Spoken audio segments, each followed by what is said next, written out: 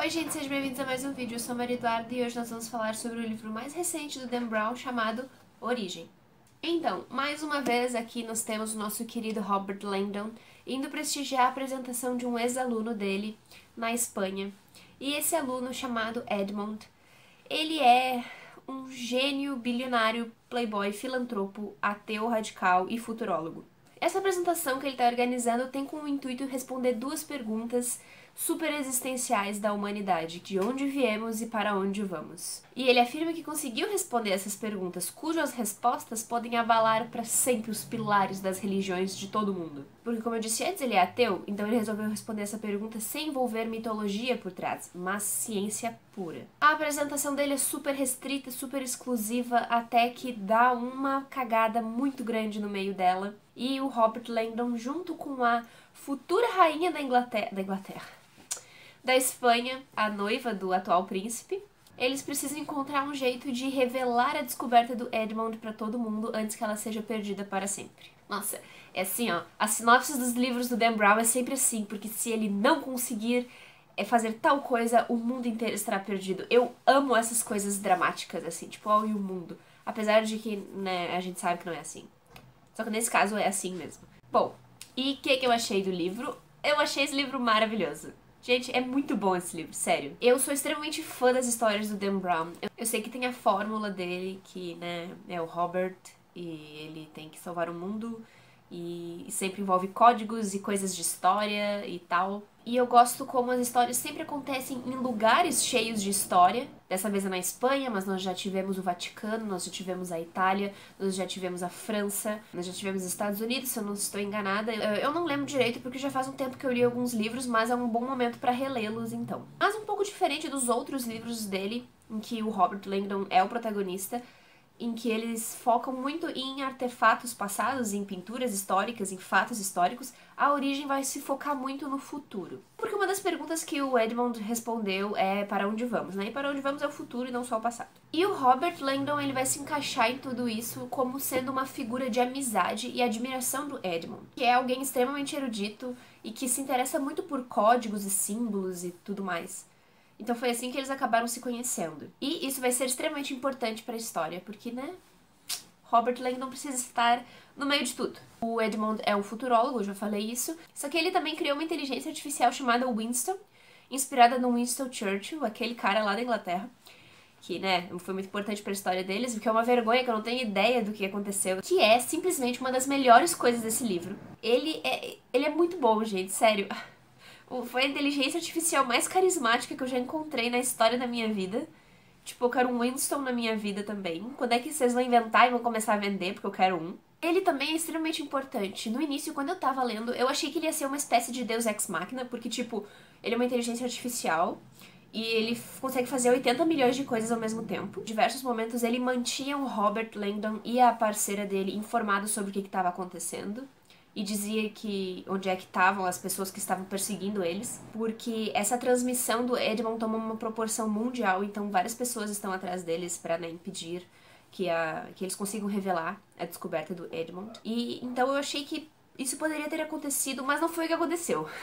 Foi uma coisa diferente, assim, que eu achei muito mais legal. E é muito engraçado ver ele interagindo com o Robert, porque o Robert é alguém que estuda coisas do passado, e ele já é uma pessoa de mais idade, acho que ele já deve ter os seus 50, 60 anos, eu não tenho certeza. É que o Edmond tem 40 nesse livro, então eu imagino que ele deva ser uns 10, 15 anos mais velho que ele. No início ele fica todo... não sei muito bem como lidar com isso, é muito estranho, mas depois ele já tava todo acostumado e no final ele já tava querendo, né, ficar com o Winston pra ele. Mas aconteceram coisas e não foi possível isso acontecer. E outro ponto muito positivo da história é que, tipo, tem 400 e poucas páginas, mas a história deve se passar em 1, 2 dias, no máximo, assim. Tipo, é uma coisa muito Dan Brown, todo mundo sabe, essa urgência, essa coisa desesperada, mas apesar disso é bem grandinho, tem várias informações aqui. Tem vários núcleos de personagens, nós vamos ter um núcleo no palácio da família real espanhola, nós vamos ter um núcleo com o Robert e a menina que tá com ele, que eu sempre esqueço o nome. Nós vamos ter um núcleo com a pessoa que está perseguindo eles e nós ainda temos outros núcleos espalhados pelo mundo, assim. Então é bastante coisa acontecendo ao mesmo tempo. Bem frenético, bem Dan Brown mesmo, adoro. Como eu falei antes, a moça que acompanha o Robert é a futura rainha da Espanha e nós temos esse núcleo com com a família real espanhola, porque nós temos o envolvimento de um bispo que é o conselheiro pessoal do atual rei da Espanha, e você suspeita muito que ele esteja envolvido nessa caçada pela descoberta do Edmund, porque afinal ele teria muita coisa a perder como uma figura religiosa. Também tem toda a questão política da França querer abolir a monarquia, porque muitos acham que é um sistema político retrógrado, enfim, que não se encaixa mais nos moldes de uma Espanha moderna, como eles querem ser daqui pra frente. Então você tem essa parte meio política influenciada pela descoberta do Edmund, e é muito interessante, porque todo mundo conhece a família real da Inglaterra. Eu sei que as pessoas não gostam da família real espanhola na Espanha, ou elas não gostam do rei ou do príncipe, porque eu lembro que, eu acho que o de verdade, tá? Não o do livro, gente. Porque eu lembro que ele teve um escândalo envolvendo drogas num avião particular, eu acho que foi isso, eu não tenho certeza, mas ele já se envolveu em alguns escândalos. Então, é meio tenso o clima entre o povo e a monarquia espanhola. Mas eu achei muito legal o Dan Brown ter colocado isso no livro. E tem uma questão que me chamou a atenção, que é o rei da Espanha em momento algum é nomeado.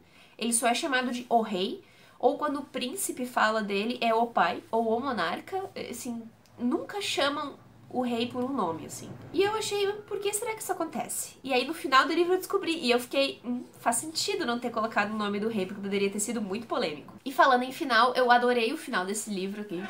Sério, gente, foi tipo, eu acho que foi perfeito do meu ponto de vista, porque o livro, desde o início, ele quer transmitir essa aura futurista. Eu acho que esse final do livro, ele faz muito sentido com a ideia que o próprio livro traz.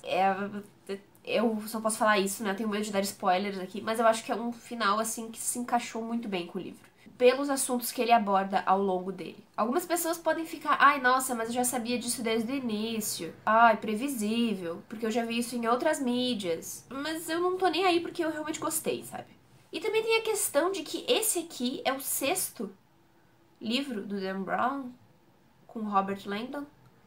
6º ou 5º livro, agora eu não me lembro. E se você já leu todos, é meio óbvio que você consegue antecipar quem é no final, sabe? E se você tá achando que tá muito óbvio, então não leia os livros do Dan Brown.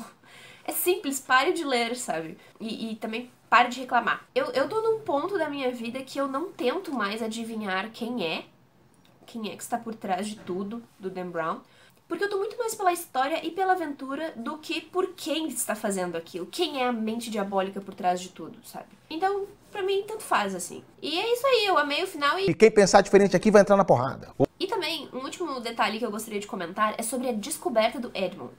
Eu amei ela também, eu achei ela maravilhosa, tipo, adorei as respostas dele, porque assim, eu sou uma entusiasta da ciência, desde pequena eu gosto muito de biologia, e à medida que eu fui conhecendo as outras ciências com a escola e tal, eu sempre admirei, apesar de eu não ter facilidade nelas, eu gosto muito, eu amo tecnologia, amo esses assuntos, eu gosto de ler sobre eles. Então a descoberta do Edmund me agradou bastante, eu gostei do jeito como o Dan Brown montou ela. Tipo, o Dan Brown, ele não colocou tudo nas costas do Edmund, porque o Robert, ele é um futurólogo e ele tem conhecimento incrível sobre computação e inteligência artificial, tanto até que ele criou o Winston, e física e química e outras áreas. Mas quando ele bolou a apresentação, ele trouxe nomes da ciência com outras teorias pra explicar as respostas dele, pra dizer, eu não tirei isso da cartola. Então, foi uma coisa muito faculdade mesmo. Eu tava lendo e pensando, nossa, é a referência bibliográfica que ele usou pra fazer essa apresentação, é esse fulano aqui, sabe? Então o Dan Brown, ele pegou teorias de outras áreas e trouxe nomes de outras áreas pra explicar,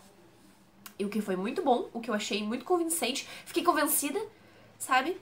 Das descobertas dele, achei muito boas, tanto a do passado quanto a do futuro. Nossa, a do futuro eu achei sensacional. Sensacional. E assim, eu já vi gente reclamando também dessa descoberta. Nossa, achei a descoberta meio nada a ver. Gente, certo, então você achou a descoberta nada a ver? Eu recomendo que você vá ler um livrinho de ciências, tá?